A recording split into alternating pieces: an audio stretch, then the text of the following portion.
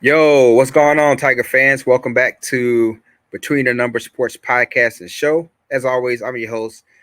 Today we're going to be diving in, talking about them Tigers. I'm excited. I'm excited. The 2024 LSU football season is upon us. It's day two of practice for LSU, right? Pretty much the season has started, right? In season has started. They started their practice, right? They're prepping, no doubt, for USC in September in Las Vegas. So I'm excited. I'm excited that the purple and gold is back on the road. That kind of rhyme. They just in Baton Rouge, but you know, they're gearing up.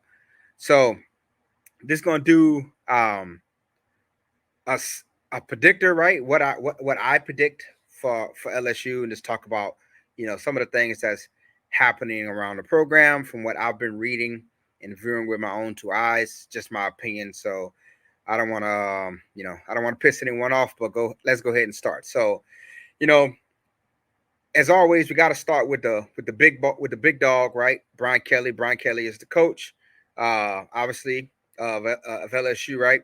And we all know what LSU did last year in 2023. Um, LSU showed real grit. We finished strong, right? With a solid record and a thrilling bowl game victory. I was at that bowl game in Tampa, Florida. Got to see some breakout performances from some key players. Last season was a memorable season, right? We had Jaden Daniels who won the Heisman. We had two um, first round draft picks at um, wide receiver. And so last year was definitely a memorable season for me. I'm always going to remember last season.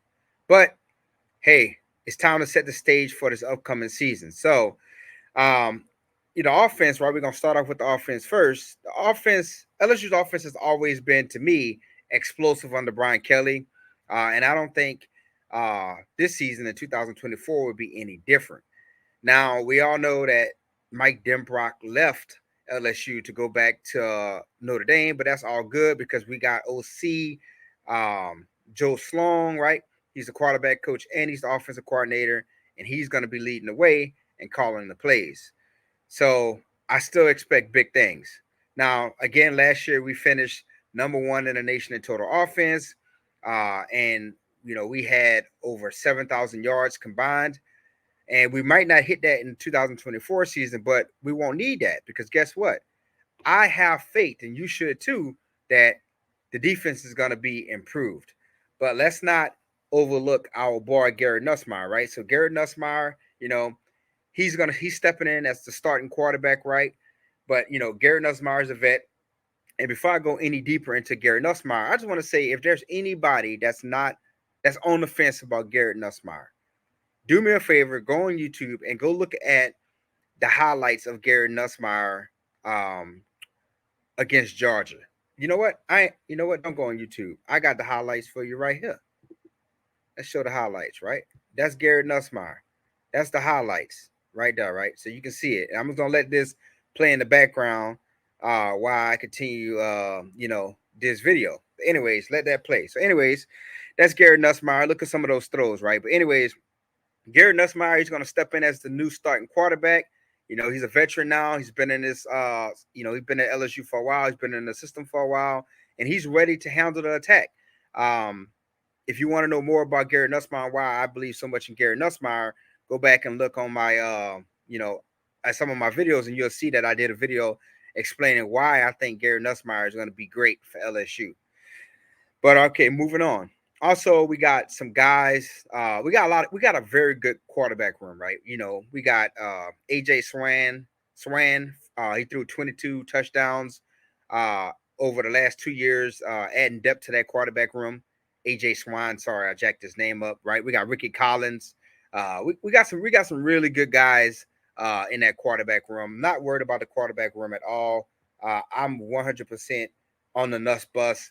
Um, you know, I'm excited to see Nuss be the full time starter. I think you get where I'm coming. But we're gonna be replacing some elite wide receivers, right? That's always a challenge. But like I said, in Louisiana, we grow elite wide receivers and talent.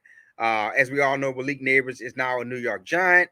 Brian Thomas Jr. is with the Jacksonville Jaguars. And of course, that's going to put pressure on Kyron Lacey to step up after finishing third on the team with 558 yards and 7 scores. Mason Taylor is a reliable short range passing tight end. I'm excited to see Chris Hilton, who is wearing number 3 this year. Chris Hilton is a bona fide deep threat. And then how can we not, and we can't forget about Liberty transfer CJ Daniels, right? He brings big playability. When he was at Liberty, he averaged over 19 yards per catch with 10 scores last season. I got Zion Thomas coming in from Mississippi State, right? We still got Aaron Anderson on the offense, right? So LSU is going to be just fine at wide receiver, right? And I think all of those guys I just named can definitely be productive. Might not be on the same level as Brian Thomas Jr. or Malik Neighbors, but I think those guys will be able to carve out their own legacy at LSU. So I'm excited to see those guys play. On the ground, right? Of course, we're going to be missing Jaden Daniels and Logan Diggs, who combined for over 2,000 yards last season.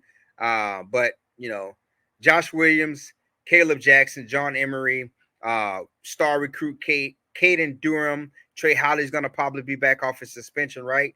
They should keep things moving behind our elite offensive line. Speaking of elite offensive line, right? Will Campbell, I'm going to say Will Campbell will be the top offensive tackle in next year's NFL draft. Y'all can beat me up about it if you want to. I believe strongly in Will Campbell. I think we have the best offensive line in all of college football. Emory Jones is also going to be another top prospect. We're going to have 2 tackles that go in the first round next year, which is crazy because we had 2 wide receivers go in the first round. And so we're going to have 2 offensive tackles go next year. And, our interior is very talented too. You got DJ Chester, he's gonna need to shine at center, but I think he got the job. I think he gonna make it happen. You know what I mean? And we got Miles Frazier, who's bringing some next level upside at guard. So again, LSU to me has the best offensive line in college football. But hey, I might be a little bit of a homer, but hey, I'm gonna roll with it. All right, so let's talk about the defense. So a few days ago, Brian Kelly had a meeting with some boosters in Baton Rouge, and he said that every time people see him, they want to ask about the defense. We all want to know about the defense because we saw what the defense did last year. But we gotta have short term memory. It's a new season, a clean plate, right? So defensively, there's room for improvements. We all know that defensively, especially against the run.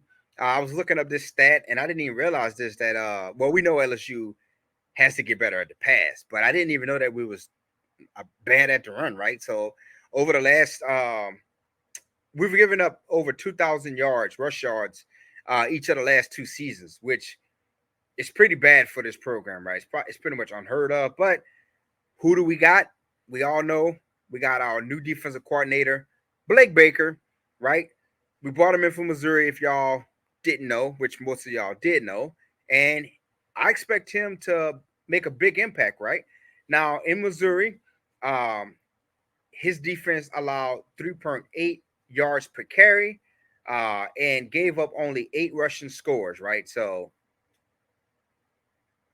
again, in a previous video, I said that I think that LSU has better talent on this defense than what Blake Baker had at Missouri. So that just goes to show you, right? You put an elite mind like Blake Baker with the talent that we got on defense, and I think we will be just fine.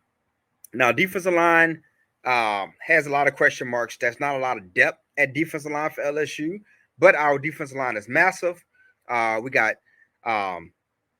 I'm probably gonna jack up his name, but Jacobian Guillory, right? I always jack up players' names. I'm sorry. We got Jalen Lee, both over 300 pounds. We got Savion Jones. He's 6'6", 280 pounds, anchoring. I mean, he's a 6'6", 280 pound in. He's anchoring the front, right? We got Pez from Wisconsin, and we got a couple of other guys. That's going to be, in the mix. We got out the transfer portal as well as some some salty seniors that's been around for a little while. At linebacker, that's where we shine at, right? That's going to be a strength. Anytime you got a player like Harold Perkins, right? Harold Perkins is one of the nation's most elite pass rushers. Yeah, you heard me say that. I think he's one of the nation's most elite pass rushers. We got Greg Penn, who was second on the team last year with 89 stops.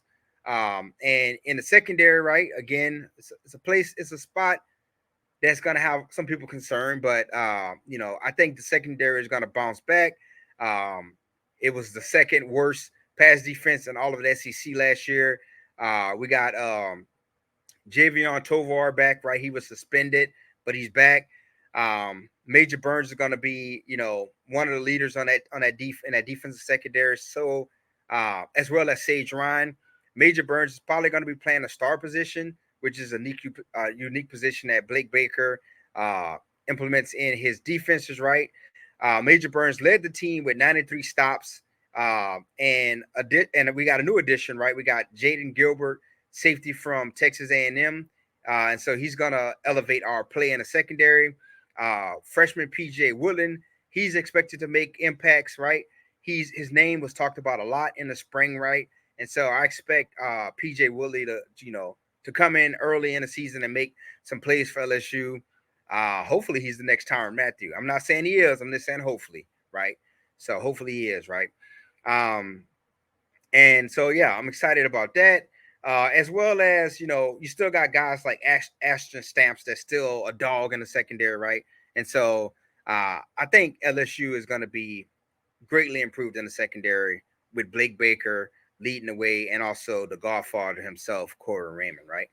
And so let's pull up LSU schedule, right? The schedule, right? Now this is the part that gets kind of tough because I'm going to be giving my prediction on what games LSU is probably going to win and what they're going to lose.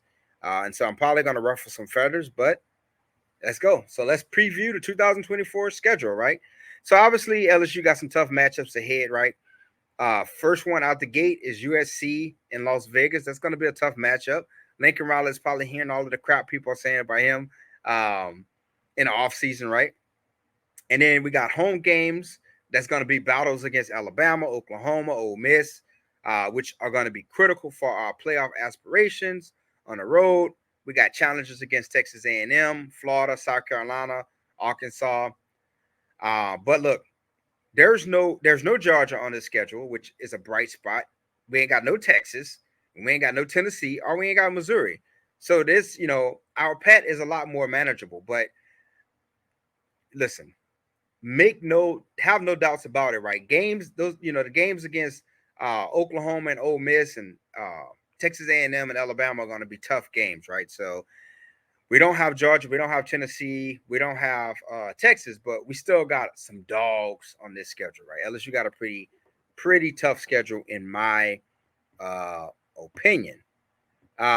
So what do I predict, right? Well, without Jayden Daniels, the offense may not be as devastating as it was last year, but we will still be highly effective, especially behind our great offensive line. The defense has too many talented players to continue to struggle as it has. Every game on this schedule is winnable for LSU without a doubt. We're one non-regular season games in each of the last 2 seasons, ultimately finishing with bowl wins for 10 wins, right? So I think the sky is the limit in year 3.